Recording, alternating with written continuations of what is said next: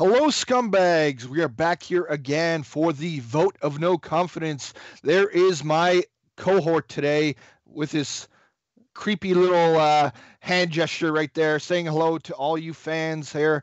Vote of no confidence, as usual. My guest at this time is, of course, Andrew Fantasia, aka Broom Man. Broom Man. Okay, good.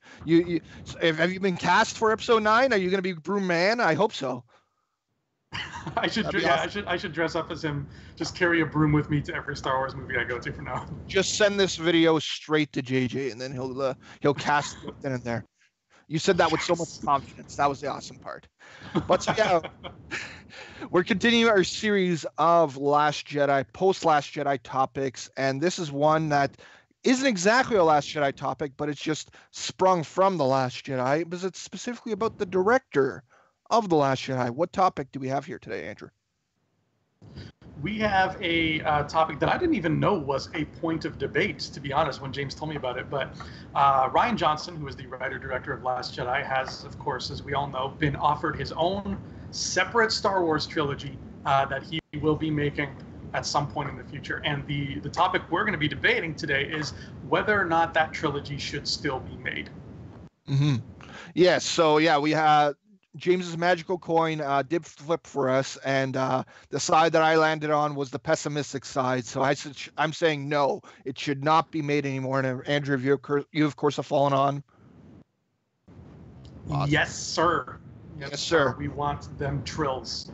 All right, Andrew, I'm going to throw it to you first. I'm gonna save the hate for later. Let's focus on the good side for now, at least. Go for it, Andrew. Okay. I see no reason just off the bat. By the way, I love your healthy drink of orange juice. There. Usually I see you with like energy drinks and shit. Today you're just like, no, it's an orange juice. it does a body good. That's the way it goes this time.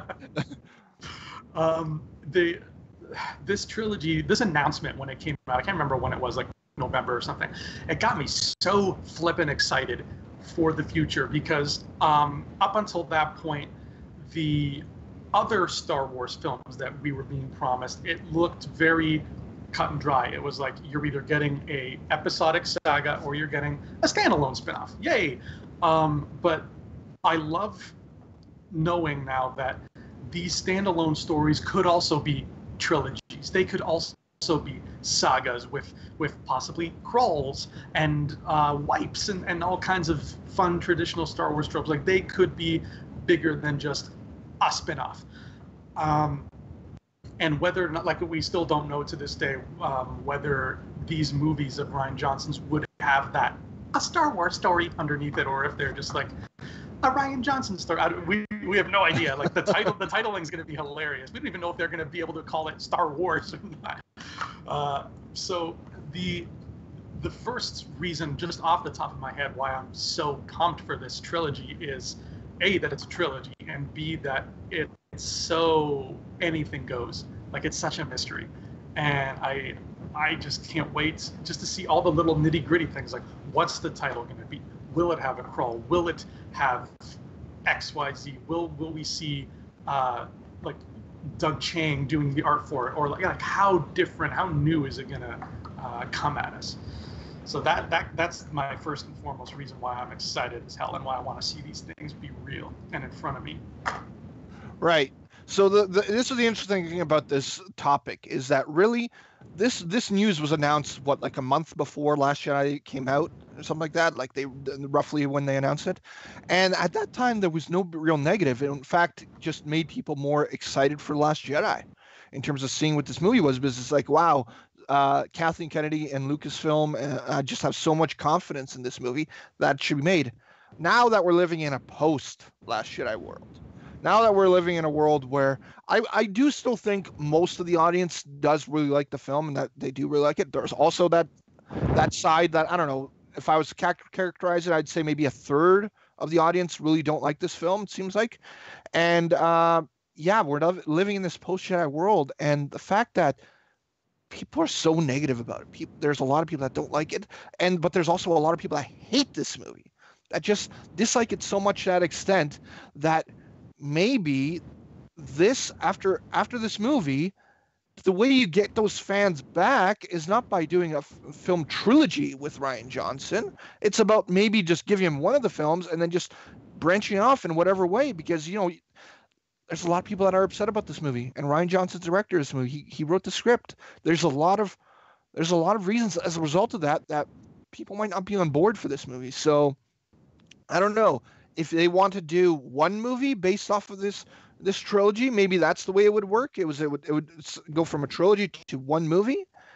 That might be the safer way, because again, I feel like this backlash that has come from this movie is really going to affect this trilogy in some way or fashion, whether it's Rian Johnson having a trilogy or whether it's Rian Johnson's altogether getting these movies all together. So I don't know. I think that this backlash is real right now, and Star Wars and Lucasfilm shouldn't just be ignoring it.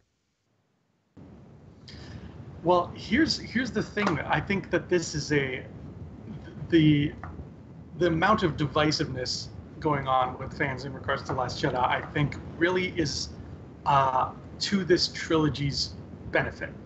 And here's why. Obviously, I loved The Last Jedi very much. Obviously, you had problems with it. A lot of people had problems with it.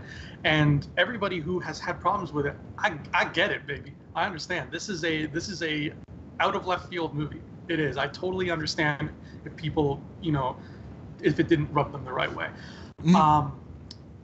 But I believe that the fact that the things about Last Jedi that rubbed people wrong stemmed a lot from what was already in our heart of hearts in regards to, hashtag not my Luke, hashtag where's my Snoke, hashtag Rey's side bangs are gone. That really pissed me off.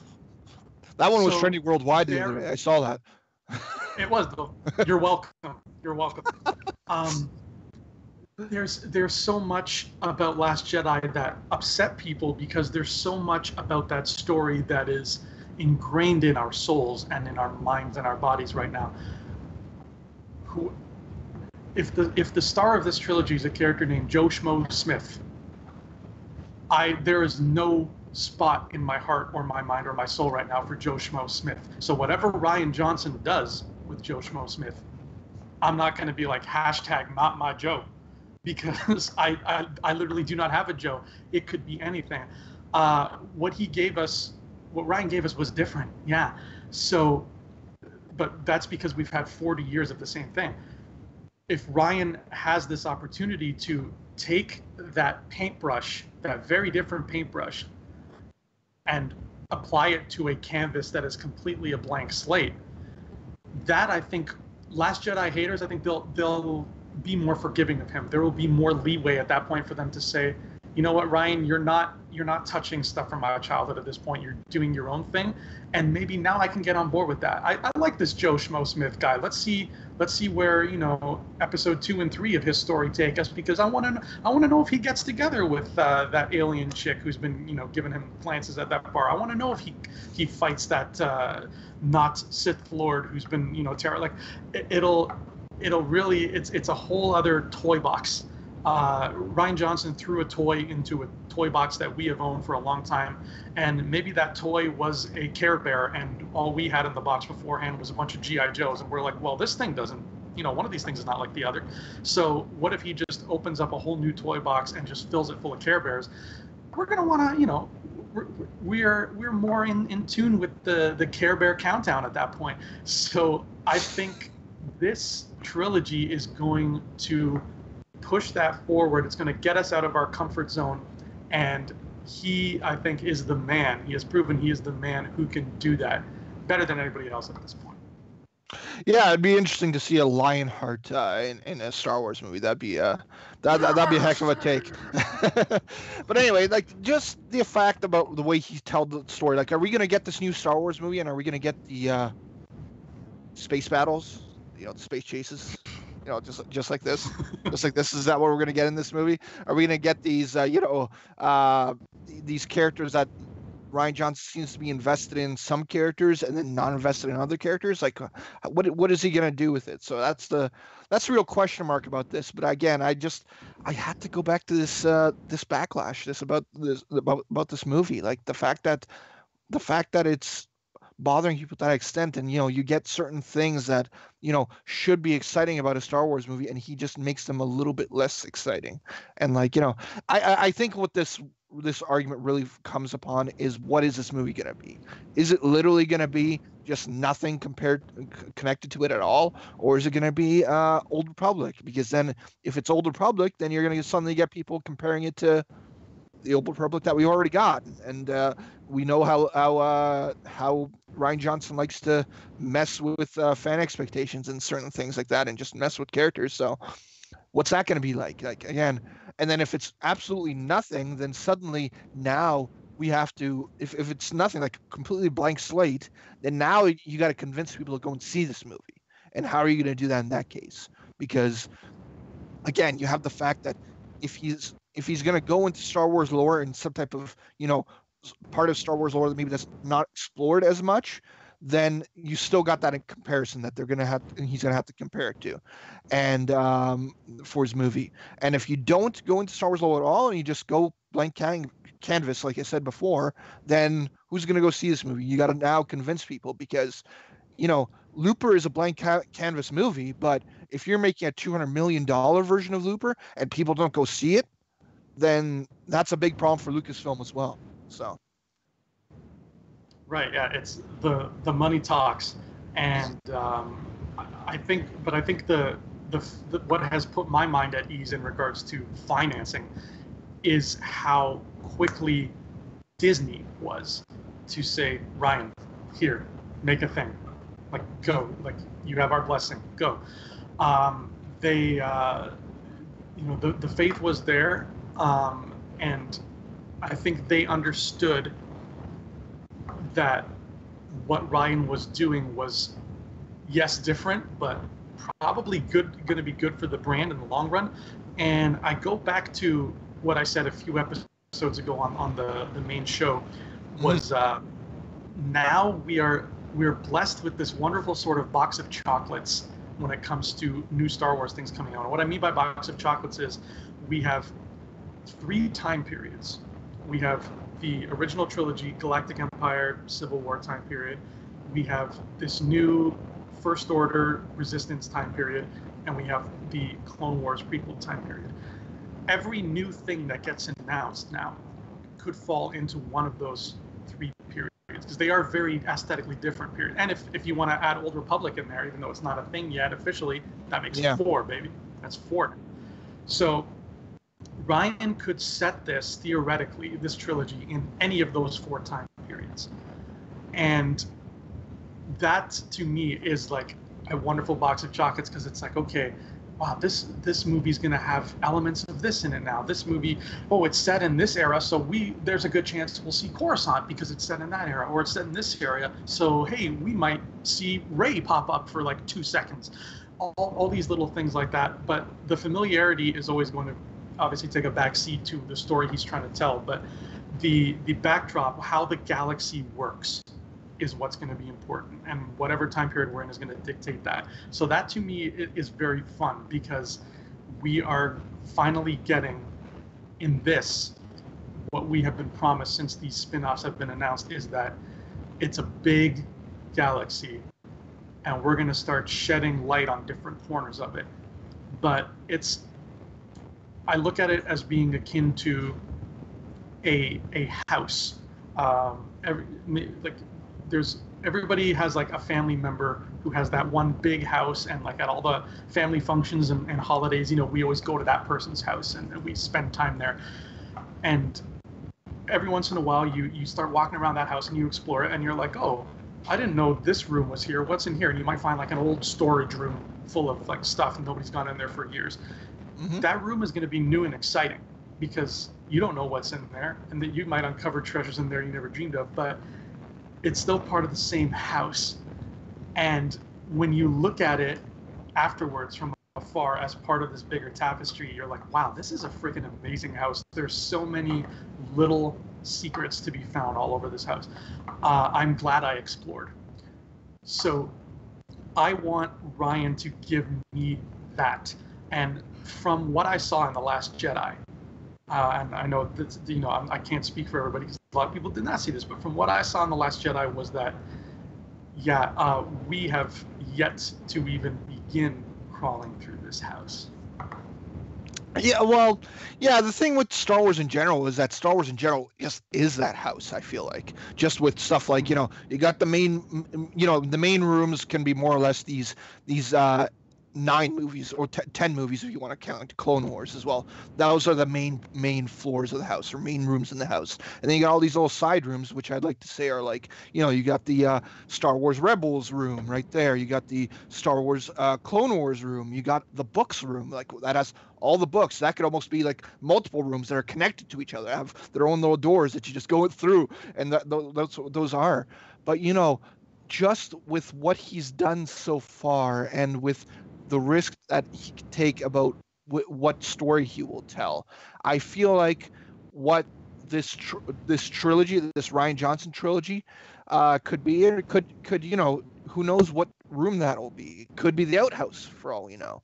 It could be, it could be something else. Like, it'll be a part of the room. But again, the thing about majority of houses, maybe not all houses, maybe what I'm about to say is getting this house metaphor off the rails a little bit. But, every house usually has one room that's just not as immaculate as the other ones, right? That's just doesn't seem as good. Like, you described like the broom closet type of thing. No one's going to spend time in that broom closet very often. People are going to walk in and it's like, oh, this is a part of the house. This is interesting, right? This is one house that we don't, part of the house that we don't see very often. Then you leave shortly after. So, it's all a question as to what this is going to be, because I feel like, and if this is a low-budget Star Wars movie, is this a low-budget Star Wars trilogy, and he just goes off the rails and he tells his own story, then that could work. But, as of what we've seen so far, we haven't really seen a low-budget Star Wars movie, right? Like, every one of them have been high budget so far, and they've been, swinging for the fences for the most part. Except for many Clone Wars, if you don't want to count that one in terms of ones. Like, that was one that just literally seemed like it was like, hey, we're doing this show, let's just do a movie, and then that's what that movie seemed. Have you ever met a human being who did want to count that one? Who did want to? Well, I've watched the countdowns. Like, certain like Star Wars sites have just said ranking Star Wars, and they just randomly include that one, but it's always at the end. So I don't even know what the point is of mentioning that, because people know what that movie is, and it's not good. So yeah, and I believe, spoiler alert, when we start doing cloning around, I believe we're going to start with that movie. So it'll be a fun topic, because I have not seen that movie in a long time, so it'll be fun to revisit that. But anyway, this is our part of it. Do you want to add on anything else, Andrew, in terms of this debate? I think the only thing I can say is just to reiterate that this is I have a friend, a guy I used to work with. His name is Alan, and he's an older gentleman. To give you an idea of how old he is, he got married in 1977. He actually told me, he said, Andrew, for my honeymoon, you know what I did? I took my wife across the street from our apartment, and we went and we saw A New Hope in theaters. And he's a huge Star Wars nut. This guy, he loves it. And when this announcement was made back in 2012, and Force Awakens was starting to come out, I remember having a conversation with him. And now this is an old school guy who is all about the old school movies. And he said to me, Andrew, I can't wait to see Star Wars with modern storytelling. He says, because as much as I love those movies, they are a very old-fashioned kind of storytelling, and that's what they are, and that's what makes them beautiful. He says, but I can't wait to see what modern storytellers do in this world. And that always stuck with me, because we have gotten a little bit of that now with these 3 new movies we've gotten, but it has been modern storytelling sort of thumbtacked to the end of this classical poem. And now, we've kind of just added these little bits at the end of it. With Rian's new trilogy, we can just start off modern and go from there. And I think that is going to be obviously very different, but it's going to be easier on the palate for people who found Last Jedi a bit tough to chew on. Yeah, so again, like this is a part of our debate system, and it's like about what you guys think, right? Comment below, let us know what you guys think about this. And you know what? I'm going to give you guys a peek behind the curtain a little bit because when James was telling me that we were going to do this topic, I was hoping I was not going to get this side because again, my well for like my arguments for the negative side of this is pretty short. There's not much water there, so yeah, I don't know if you could sense it, but I was I was digging for something. I was trying to find something to grasp about this because there's not much negatives that you can really do about this because you have no idea what the movie's going to be yet. So I did my best. Let me know what you guys think as opposed to my valiant effort or not so valiant effort about trying to do this because yeah, it was difficult for me. You did well, man. I do not envy having to be on that side of the coin. Yeah. When James told me the topic, I was like, I hope I don't get the no because I really can't think of why this shouldn't be a thing. Yeah, because even for me, like as a person that did not like it, the overwhelming point about why this movie this trilogy could be successful is that, like how you said, it's just new figures. He's taking out new figures and he's going to be playing with those figures because now you have no expectations. So again, that's behind the curtain. I hope you don't keep that part of it, but yeah, that's what the points that I tried to make in terms of giving the negatives for this. But what do you guys think? Comment below, let us know. And Andrew, where can people find you, buddy? You can find me in this chair going like this at the dead of night, 3:15 a.m. I'll be here. Just turn on your webcam.